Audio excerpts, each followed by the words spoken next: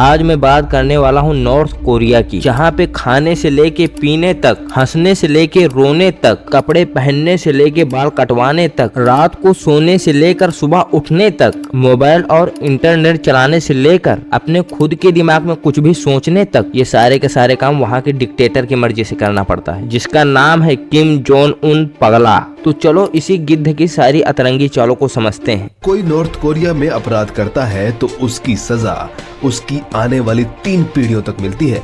Kim Jong Un ने अपने देश में टीवी पर भी रोक लगाई हुई है।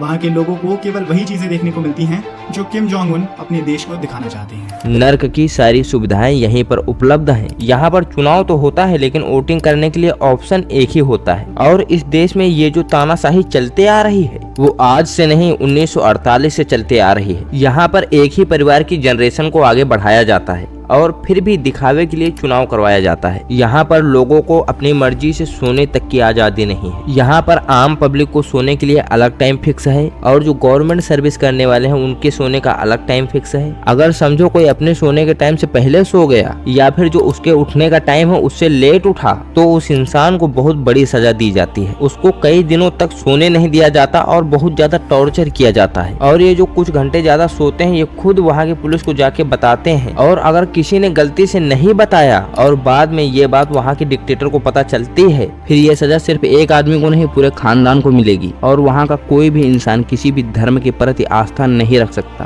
और अगर कोई भी ऐसा करते हुए दिख गया तो उसको भगवान के पास ही भेज दिया जाता है। इसीलिए वहाँ के लोग भगवान के प्रति श्रद्धा अपने मन में भी नहीं रखते, क्योंकि उन लोगों को लगता है उनके मन को और उनके दिमाग को किम जोंग पढ़ सकता है। और हर एक इंसान को अपने घर में किम जोंग की फोटो लगाना पड़ता है। और अगर गलती से किसी के घर में फोटो टेढ़ा मेढ़ा लग गया है तो उसको मौत की सजा मिलेगी। और हर सुबह उठ के अगर किसी ने उसके फोटो पे माला नहीं चढ़ाई तो समझ लो उसके फोटो में माला चढ़ जाएगी। और जिस दिन किम जोंग के दादा का देहांत हुआ था 8 जुलाई को, उससे 5 दिन पहले और 5 दिन बाद तक शोक मनाना होता है। इस बीच में ना ही कोई रो सकता है और ना ही कोई हंस सकता है। समझ लो किसी का एक्सीडेंट हो जाता है और उस एक्सीडेंट से हाथ और पैर कट जाए तो भी वो तड़प के रो नहीं सकता। और अगर इसी बीच में किसी बच्चे का जन्म हो गया तो वो पूरे जीवन भर बर्थडे नहीं बना पाएगा। इस टाइम ना ही कोई खुशियां बना सकता है और ना ही कोई जोर जोर से रो सकता है। इसके पापा के भी देहांत के टाइम यही कानून बना हुआ है। इसके पापा का देहांत हुआ था 17 दिसंबर को। इस हुड़ूक चुल्ले के दादा और पापा के मरने के 10 दिन बाद तक हर साल शोक मनाया जाता है। और एक बार किम जोंग बीमार हो गया था। जब बीमार हो गया तो डॉक्टर ने इसका ब्लड टेस्ट किया। इस पगलू को हुआ था बुखार और गलती से डॉक्टर के मुंह से दूसरी बीमारी का नाम निकल गया। अगले ही पल डॉक्टर ने बता दिया कि यह बात मेरे मुंह से गलती से निकल गई है, लेकिन फिर भी इसके साथ इसके हॉस्पिटल में जितने भी लोग थे सबको मरवा दिया। और अगले ही पल जो इसने सफाई दी थी कि मेरे मुंह से गलती से निकल गया था, उसकी सजा इसके 3 पीढ़ियों को मिलती है। इसके दादा को मारा जाता है, इसके पापा को मारा जाता है और इसके बच्चों को भी मार दिया जाता है। एक बार एक सिंगर ने इस उल्लू के चरखे की तारीफ करने के लिए इसके ऊपर एक गाना लिखा। इस गाने को किम जोंग के सामने गाते टाइम एक जगह बोल देता है। किम जोंग बहुत जल्दी गुस्सा हो जाते हैं। फिर क्या होना था, इसकी 3 पीढ़ियों की चमड़ी तो उसी टाइम उतार दी गई। सिर्फ इसकी बीबी को ही जिंदा रखा गया क्योंकि वो प्रेग्नेंट है। और जैसे ही इसका बच्चा बाहर आएगा इसकी बीबी को भी मार दिया जाएगा और इसके बच्चे को भी मार दिया जाएगा। कोरोना के टाइम 10 बड़े डॉक्टरों को एक साथ बुलाया गया और ये अतरंगी मेढक 10 डॉक्टरों से एक ही सवाल पूछा, कोविड कंट्रोल में है या नहीं।